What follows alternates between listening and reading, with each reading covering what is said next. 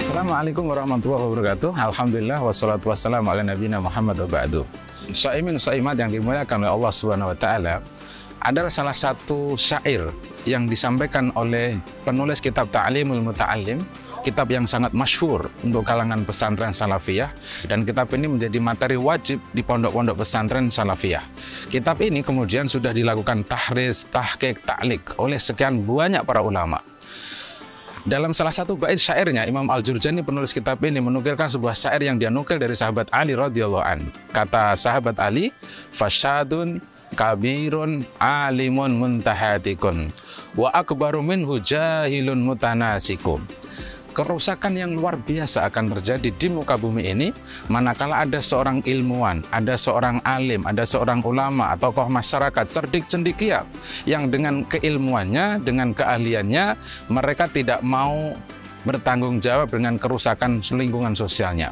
Mereka tidak peduli dengan kehancuran lingkungan sosialnya. Mereka tidak pernah peduli dengan carut-marutnya kehidupan duniawi yang semakin tidak karuan. Entah itu mulai dari akhlak, kerusakan lingkungan sosial, apalagi para pejabat yang mungkin banyak sekali melakukan kebohongan, manipulasi data, korupsi, dan lain sebagainya. Semua itu butuh kepedulian para alim, para cerdik cendekia.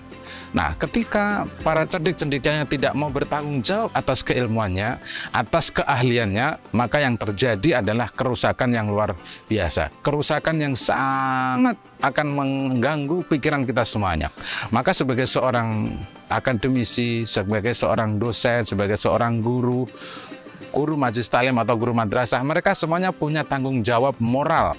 Bagaimana dengan keahliannya, bagaimana mereka dengan keilmuannya, harus peduli dengan lingkungan, jadi jangan membiarkan saja. Jadi kita harus menyampaikan kalimat walau hanya satu patah, kita harus memberikan contoh teladan baik walau hanya sekedar sekali saja.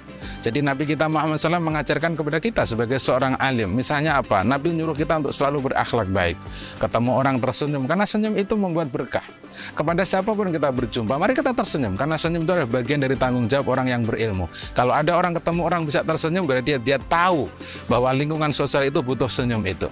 Kebayang manakala ada tokoh berpengaruh di dunia ini, lalu mereka tidak saling tersenyum, maka yang terjadi adalah peperangan yang luar biasa. Perang pemikiran, jauh kemudian akan menjadi perang senjata.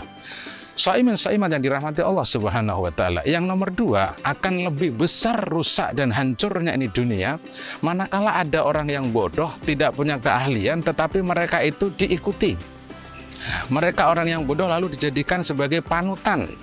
Jadi yang bodoh malah yang berperan, yang bodoh malah punya menentukan kebijakan, sehingga kebijakan, ilmu, contoh yang dilakukan padahal dia bodoh, tetapi karena dia punya tempat, akhirnya diikuti oleh orang banyak.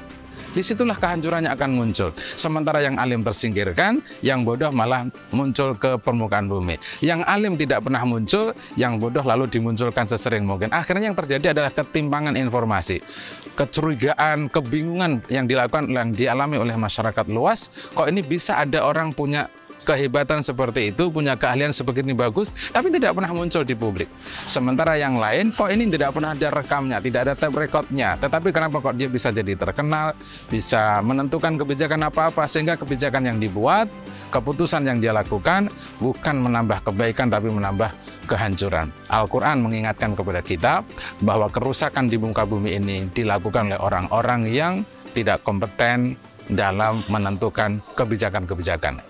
Shaimin shaimat yang dirahmati Allah Subhanahu wa taala, mari kita percayakan bahwa ketika Allah Subhanahu wa taala sudah memilih kita sebagai seorang ahli, entah ahli apa saja silahkan.